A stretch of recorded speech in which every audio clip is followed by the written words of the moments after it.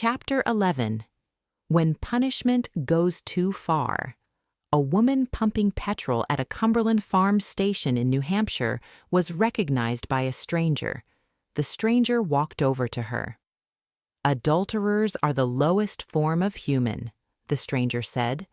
"You don't even deserve to breathe the same air that I breathe." A local radio station broadcast Kristen Cabot's home address on air. Within hours, her phone was receiving 500 to 600 calls a day. Paparazzi camped across the street from her house. Cars drove slowly past the front of the property in what she later described to Oprah Winfrey as like a parade. People trespassed onto the property and looked through her windows. She received 50 to 60 death threats. One of them was specific. "I know you shop at Market Basket, and I'm coming for you." The specificity, the knowledge of where she shopped, the implication of surveillance, was the element that crossed from general threat into something that felt like a promise. Her children, aged 16 and 14, overheard a voicemail from one of the threats being played on speakerphone.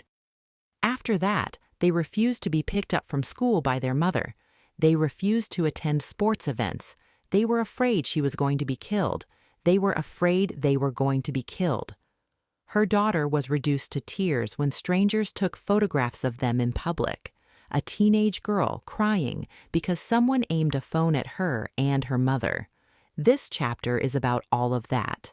About what happened to Kristen Cabot after July 16, 2025. That was wrong. Not in the complicated, contextual, both things can be true sense that much of this book has occupied, but in the straightforward, unqualified, no caveat required sense.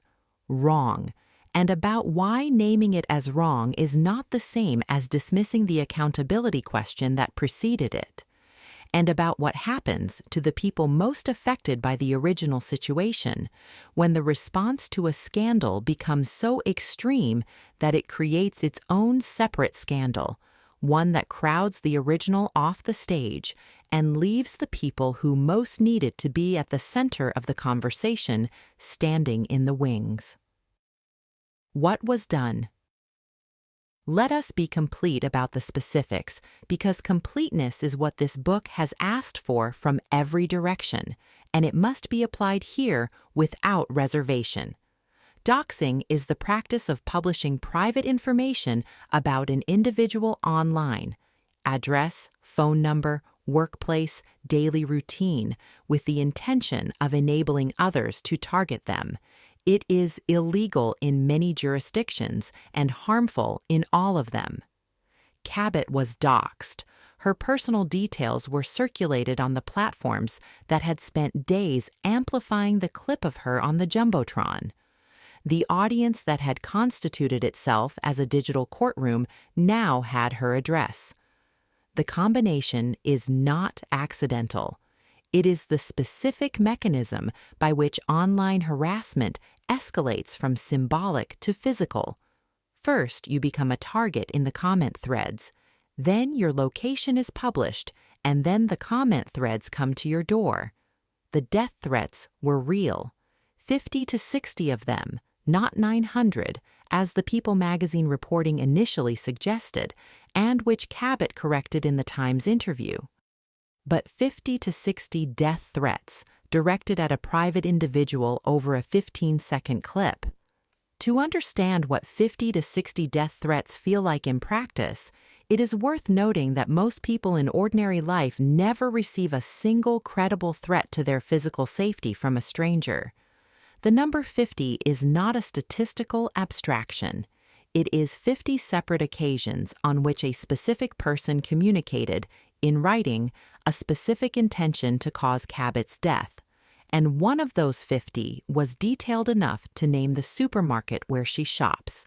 The radio station that broadcast her home address did so, presumably, as a form of engagement, because her address was information, because information generates content, because content generates listeners.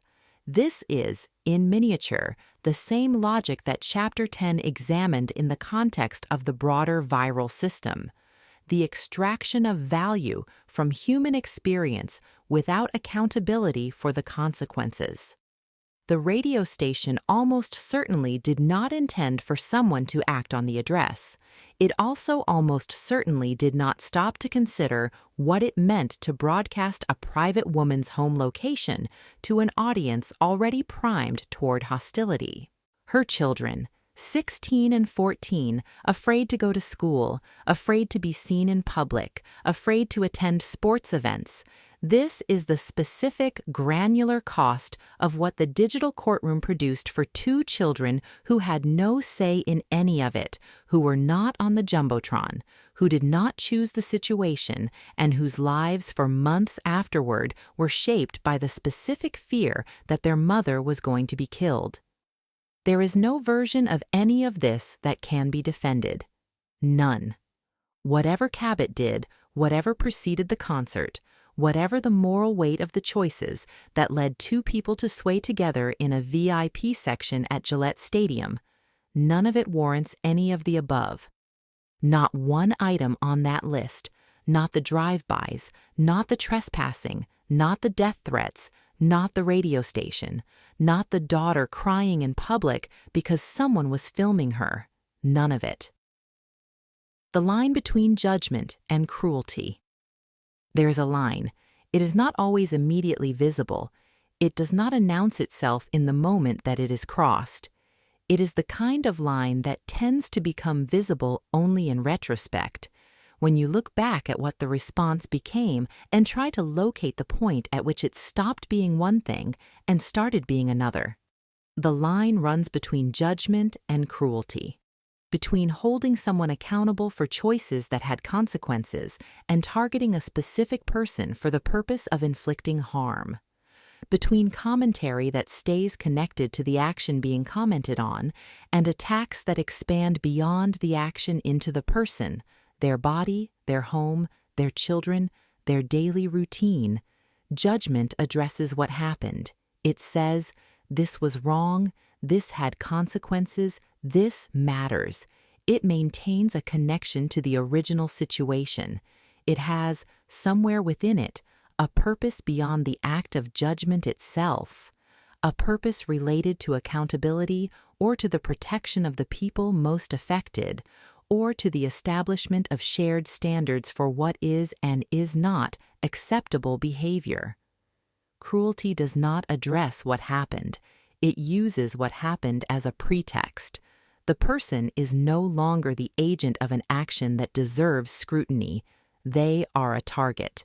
And the purpose of targeting them is not accountability. It is pain, the infliction of maximum harm, because the target has been designated as deserving it, and because the digital environment makes inflicting harm frictionless. You do not need to be in the same room. You do not need to look at the person. You do not need to consider what your specific contribution adds to the cumulative effect of 10,000 other people making the same choice. The moment the radio station broadcast Cabot's address, it crossed the line. The moment someone wrote, "I know you shop at Market Basket and I'm coming for you," the line was so far behind them it was out of sight. The moment 16-year-old and 14-year-old children stopped going to school because they were afraid, the response had become something that required its own moral accounting entirely separate from the accounting of the original situation. The line was crossed, specifically, repeatedly, and without consequence for the people who crossed it, and in the specific structural way that online environments distribute cruelty, no single participant is responsible for the totality of what they collectively produced. Each individual death threat is one person's specific and inexcusable act.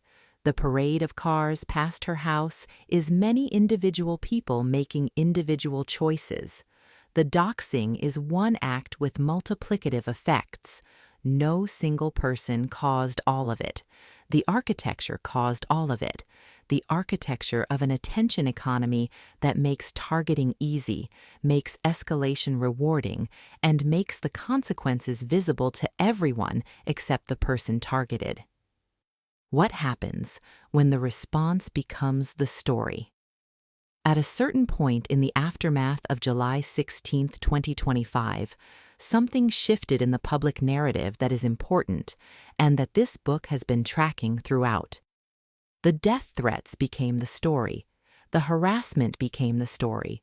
The radio station became the story. The Cumberland Farms encounter became the story. The paparazzi parade became the story. And as these things became the story, the original situation, the choices that preceded the concert, the people most directly affected by those choices, the wife who found out on a jumbotron, and the children across multiple households who absorbed the disruption in silence, receded from the center. This is the specific mechanism by which excess response protects the people it purports to punish. When the punishment becomes extreme, it generates a counter-narrative of victimhood that crowds out the accountability narrative it was ostensibly serving.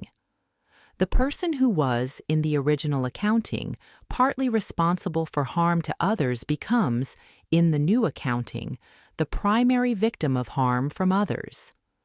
The sympathy that was being withheld in the name of accountability is suddenly, urgently redirected, because the new harm is visible, specific, and unambiguous in a way that the original harm was not. And the people for whom the original harm was most real, Megan Kerrigan Byron, who did not choose to find out about her husband's behavior on a jumbotron broadcast to 60,000 people.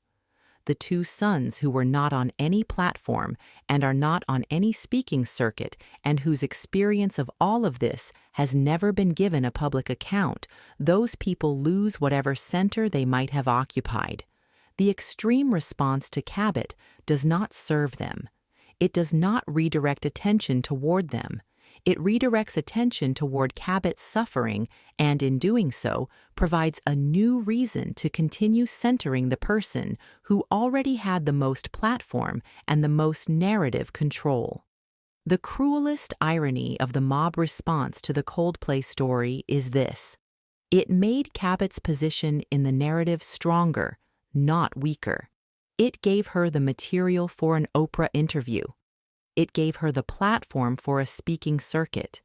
It gave her, in other words, the very thing that the mob claimed to be withholding, the sympathetic hearing, the humanizing platform, the opportunity to shape the public account of what happened. The mob tried to destroy her and instead handed her the tools of her rehabilitation. And in doing so, it ensured that the rehabilitation was about her survival of the mob, rather than about the people who most deserved to be acknowledged. Children in the line of fire. This section requires particular care because it involves children on both sides of the story, in different households with different experiences, and children deserve the specific, careful kind of discussion that they almost never receive in public conversation about the adult situations they are caught inside. Cabot's children, 16 and 14, a son and a daughter, were pulled into the public aftermath of a situation they did not create. They overheard threatening messages. They were photographed in public by strangers. They were afraid to be seen with their mother. They were afraid for their mother's life.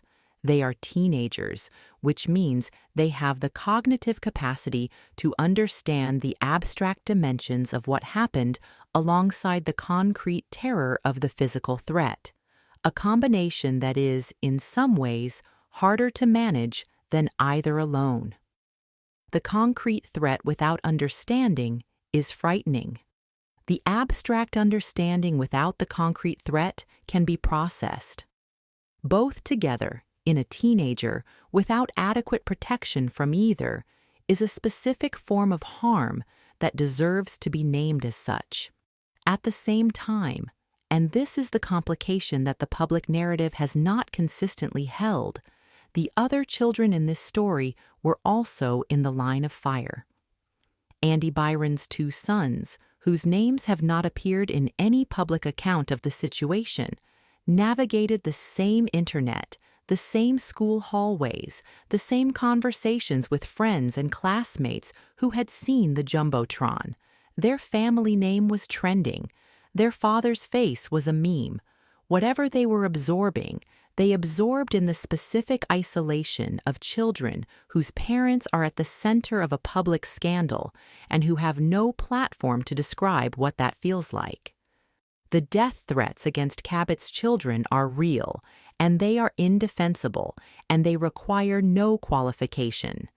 And they do not cancel the quieter, less visible, entirely undocumented suffering of the children who had no threats directed at them and who are therefore, in the public accounting, not present as victims at all, but who are also children in the line of fire, absorbing a disruption to their family structure that the internet made global and permanent before anyone thought to ask what they might be feeling. When Cabot tells Oprah, "I want my kids to know that you can make mistakes and you can really screw up, but you don't have to be threatened to be killed for them," that message is right, and it is important, and it should be heard. And it also stops at the boundary of her own household. The children across the street, so to speak, are not in the frame. Their version of the same message, you can have your family disrupted by someone else's choices, and you don't have to be the subject of death threats to be genuinely harmed by it, has not been articulated publicly by anyone. This chapter names it, not to minimize what Cabot's children went through, but because the completeness this book has been arguing for requires it. Condemning without losing clarity. It is possible to hold two positions simultaneously, and this chapter insists on doing so. First position, the response to the Coldplay jumbotron clip, in its most extreme forms, was wrong. The death threats were wrong, the doxing was wrong, the radio station that broadcast Cabot's address was wrong, the people who drove slowly past her house and looked through her windows were wrong. The woman at the petrol station who told her she didn't deserve to breathe was wrong. The targeting of her children, the photographs, the fear they were made to feel, was wrong. None of this is complicated. All of it is straightforwardly, unambiguously wrong, and condemning it requires no qualification. Second position, condemning the excess does not erase the original situation, does not rehabilitate the choices that preceded the concert, does not remove accountability from the people involved, and does not make Megan Kerrigan Byron's experience any less real or any less in need of acknowledgement. The wrongness of the mob response does not make the underlying situation right. The cruelty directed at Cabot does not convert her into the primary victim of the story. The death threats that her children overheard do not cancel the quieter suffering of the children they cannot be directly compared to. Both positions are true. Holding both simultaneously is not only possible but necessary, because the alternative is the collapse into one or the other that the culture tends to prefer. Either the mob was wrong and therefore Cabot is simply a victim who deserves uncomplicated sympathy, or Cabot is accountable and therefore the mob's cruelty is understandable and perhaps even useful. Neither of those positions is honest. Both of them fail the people most affected by the original situation by making this story about something other than what it actually is. What it actually is, a situation in which two people made choices that had real consequences for people who did not choose the situation, in which the public response to those choices went so far beyond proportion that it created its own separate category of harm. in which the institutional, gendered, and narrative structures that govern these situations distributed the consequences unequally across people who were not equally responsible, and in which the person most directly harmed by the original choices, who is not Kristen Cabot, however much she has genuinely suffered, has still not been given the space to be heard. The standard that does not move. There is something important that the excess of the response tried to do and failed to do, and that its failure illuminates about how accountability actually works. The death threats were, in the minds of the people who sent them, a form of punishment. They were intended to function as consequences, to make Cabot feel the weight of what she had done through the medium of fear. The drives past her house were, in the minds of the people in those cars, a form of social censure, a visible demonstration of community disapproval delivered to her front door. The woman at the petrol station was, in her own framing, telling a truth that needed to be said. None of it served accountability. All of it served the perpetrator's own emotional need to participate in a collective moral response. Which is not the same thing. Accountability serves the people harmed. It ensures that the harm is acknowledged, that the people who caused it understand what they caused, and that there are consequences proportionate to the impact. None of the mob response did any of those things for Megan Kerrigan Byron. The 50 death threats Cabot received did not make Megan's experience more acknowledged. The parade of cars past Cabot's house did not give Byron's sons a platform to describe what they were carrying. The woman at the petrol station's denunciation did not produce any form of honest reckoning in any party to the original situation. What it produced was a spectacle, and spectacle is not accountability. Spectacle is the performance of accountability, the public enactment of moral response. Without the substance, it makes the participants feel as though they have done something. It does not do anything for the people the doing was supposed to serve. The people who deserve to be served by accountability, Megan Kerrigan Byron, the children in multiple households, the employees at Astronomer whose working environment had been shaped by a dynamic that the company's board apparently did not prevent, received none of it from the mob. They received it, to the extent they received it at all, from the quiet, private process of two people who resigned from a company, and from the much quieter, much more private, entirely unplatformed process of living through what followed. The standard of accountability, the real one, not the spectacle, is not defined by how loud the response is. It is defined by whether the people most harmed are acknowledged, and whether the people responsible understand what they caused. By that standard, the mob response was not only disproportionate, it was irrelevant to the thing it claimed to be addressing. Returning to the center. This chapter has named clearly and without qualification what was wrong about the response to the Coldplay story. The cruelty is documented. The disproportionality is established. The specific harms to Cabot, to her children, to any private person who is subjected to this scale of public targeting are real, and they matter, and they deserve to be named as clearly as any other harms in this book.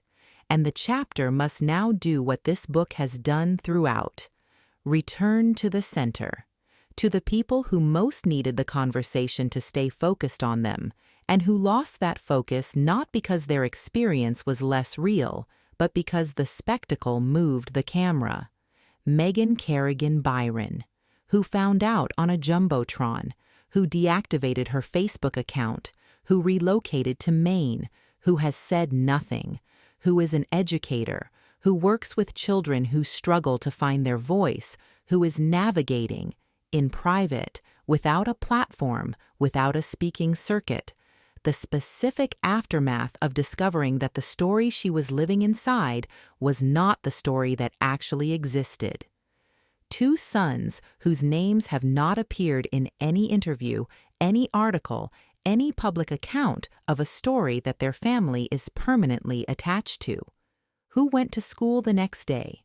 Who are still going to school? The spectacle did not serve them. The mob did not serve them. The death threats did not serve them. The Oprah interview did not name them. The speaking circuit does not include them.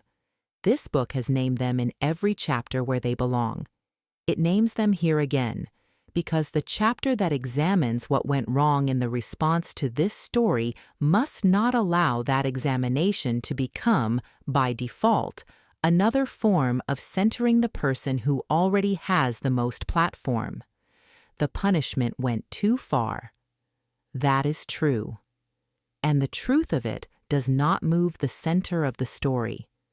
The center of the story is where it has always been, with the people who carried the deepest cost, who had no say in the moment that set it all in motion, and who have been living quietly and without acknowledgement in the aftermath of someone else's choices ever since.